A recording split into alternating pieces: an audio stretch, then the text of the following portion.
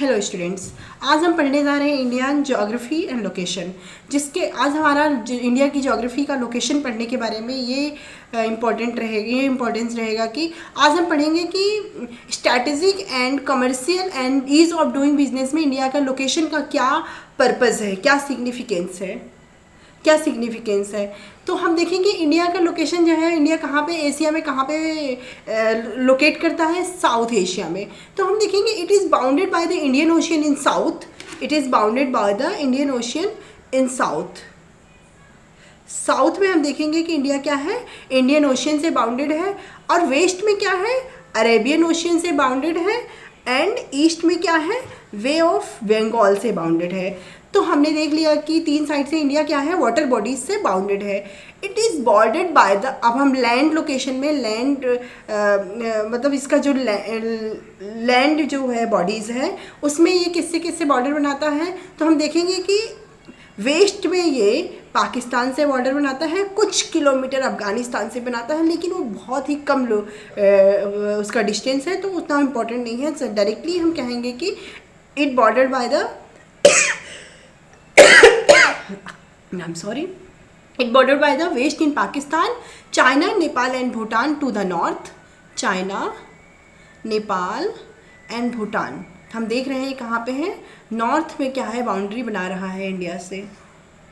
China, Nepal and Bhutan is in north and Bangladesh, Myanmar in the east.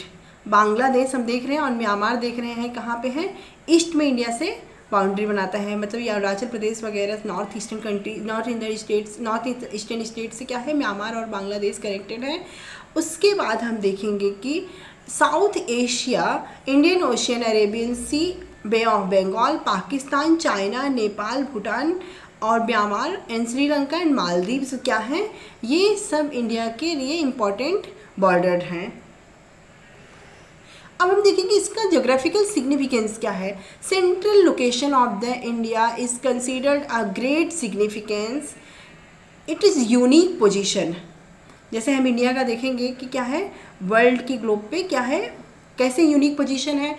तो हम देखेंगे ये नॉर्थ में एशिया से कनेक्टेड है, एंड वेस्ट में यूरोप से कनेक्टेड है, ईस्ट में अफ्रीका से कनेक्टेड है, एंड ईस्टर्न एशिया से कनेक्टेड है। एंड उसके बाद देखेंगे कि ईस्ट में क्या है, ईस्टर्न कोस्ट से कनेक्टेड है, ईस्टर्न कोस्ट ऑफ कंट्रीज से कनेक्टेड है। साउथ में साउथ एशियन कंट्रीज से कनेक्टेड है। तो हमने देखा कि इंडिया का लोकेशन क्या है, बहुत ही यूनिक पोजीशन है। किस वे में, स्ट्रैटेजिकल वे में and ease of doing business, trade route में भी। तो हम देखेंगे जब इसका ट्रेड रूट बहुत अच्छा रहेगा जिस कंट्री का, in water by the water bodies and land bodies both. जब हम देखेंगे कि किसी कंट्री का land bodies and water bodies से वेल कनेक्टेड ट्रेड रूट है, तो क्या होता है, उसका ट्रेड डेवलप होने में भी बहुत इम्पॉर्टेंट रोल होता है।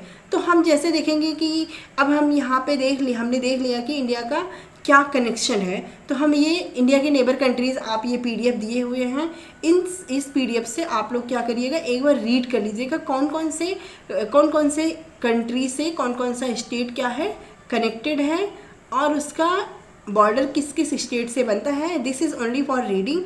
आप लोग इस पीडीएफ को एक बार अच्छे से रीडिंग कर लीजिएगा, ओनली 2 times 1 times मोर। जो यहाँ पे डिटेल में दिया हुआ है ये आपको प्रीलिम्स में काम आएगा। और India's between east and west Asia, it gives the strategic advantage. इसका स्ट्रैटेजिक एडवांटेज जो है वो east Asia and west Asia से ज़्यादा है। जब हम देखेंगे कि इंडिया का जो ये ग्लोब पे लोकेशन है, तो हमने देखा कि वेस्ट एशिया और ईस्ट एशिया से क्या है, इसका स्ट्रैटेजिक लोकेशन, स्ट्रैटेजिक इम्पोर्टेंस बहुत ही ज़्यादा बढ़ जाता है। ये बहुत ही स्ट्रैटेजिक इम्पोर्टेंस रोल प्ले करता है, जो आपको आईआर को समझने में बहुत काम आएगा। जब आप लोग आईआर पढ़ेंगे, इकोनॉमिक्स पढ़ेंगे, तो वहाँ देखेंगे कि वेस्ट एशिया और ईस्ट एशिया से इसका बहुत ही स्ट्रैटेजिक इम्पोर्टेंस है। India is the southward extension of the Asia. क्यों?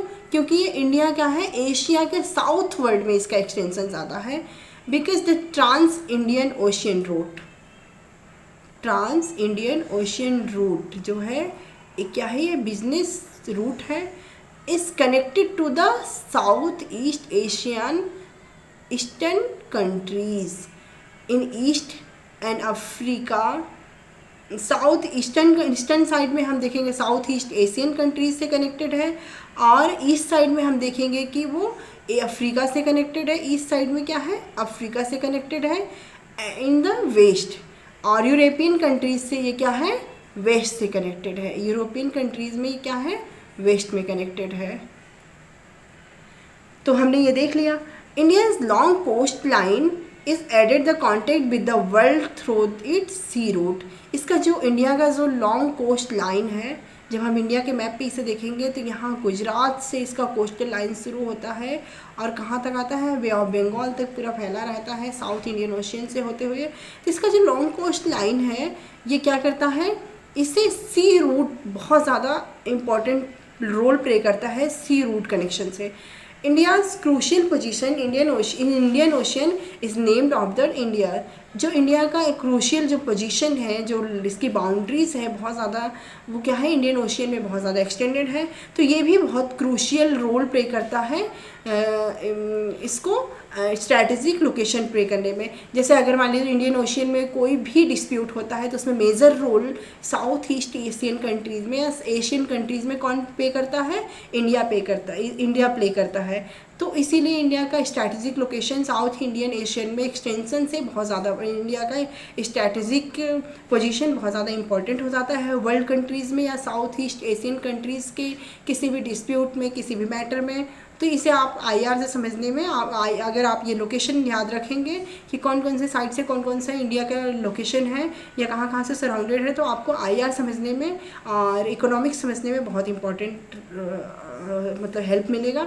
Because it names in India's strategic location helps develop trade route. आपने देखा कि ये ट्रेड रूट डेवलप करने में water bodies and land bodies, इसका जो जोग्राफिकल लोकेशन है दोनों साइड से water bodies and land bodies से, दोनों से ही क्या है, कंट्रीब्यूशन रोल पे करता है।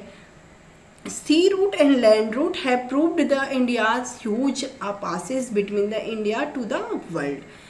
एक्सचेंज आइडियाज़ एंड कमोडिटीज़, जो इसका सी रूट एंड लैंड रूट दोनों से कनेक्शन है वर्ल्ड में, ये क्या करते हैं, इसको कमोडिटीज़ एंड आइडियाज़ दोनों को एक्सचेंज करने में बहुत ही इंपॉर्टेंट रोल प्ले करते हैं। क्या क्या करने में, exchange of ideas and commodities to the world, in the world. As these routes let the world express India, they also helped Western influence। तो ये वेस्टर्न कंट्रीज़ में एक इन्फ्लुएंस बनाने का भी इंडिया में बहुत, इंडिया का वेस्टर्न कंट्रीज़ से एक इन्फ्लुएंस बनाने में भी बहुत काम आता है।